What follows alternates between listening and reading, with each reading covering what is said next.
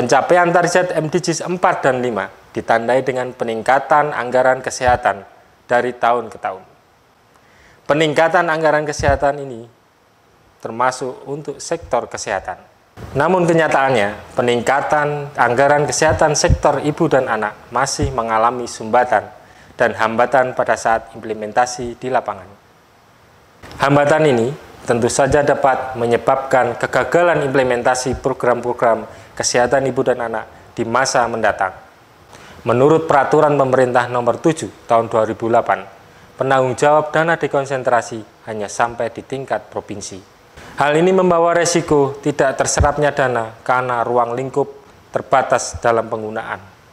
Usulan kebijakannya adalah pengalihan dana dekonsentrasi ke dana alokasi khusus. Alasan mengapa dialihkan ke dana alokasi khusus adalah: pertama, DAK tidak hanya terbatas pada fisik, peralatan, dan obat. DAK merupakan mekanisme anggaran perimbangan yang mendanai prioritas pembangunan kesehatan.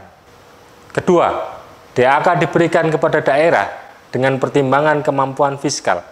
Oleh karena itu, kesehatan ibu dan anak merupakan program prioritas, sehingga bisa diusulkan sebagai contoh implementasi dana yang dimasukkan dalam dana alokasi khusus KIA.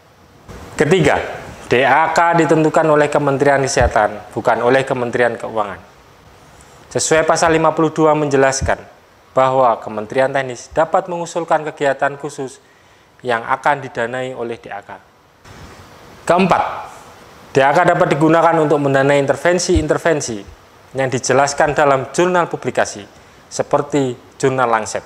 Saat ini, pemahaman DAK, dana alokasi khusus, hanya digunakan untuk pembelian fisik, seperti obat, peralatan, dan pembangunan gedung.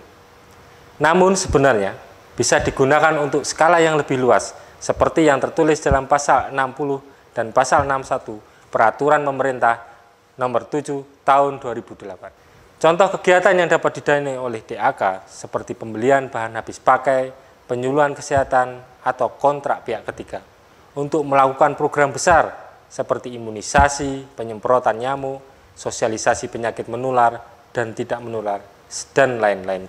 Oleh karena itu, pemerintah diharapkan untuk segera menyusun kebijakan baru untuk mengubah dana dekonsentrasi untuk KIA menjadi dana alokasi khusus untuk KIA. Dan akhirnya, kami merekomendasikan, pertama, dana dekonsentrasi dialihkan menjadi dana alokasi khusus untuk sektor kesehatan ibu dan anak. Yang kedua, sosialisasi pemahaman pemakaian dana alokasi khusus untuk program-program non-fisik, khususnya kesehatan ibu dan anak. Yang ketiga adalah penggunaan intervensi-intervensi berbasis bukti ke dalam perencanaan program-program kesehatan ibu dan anak. Terima kasih.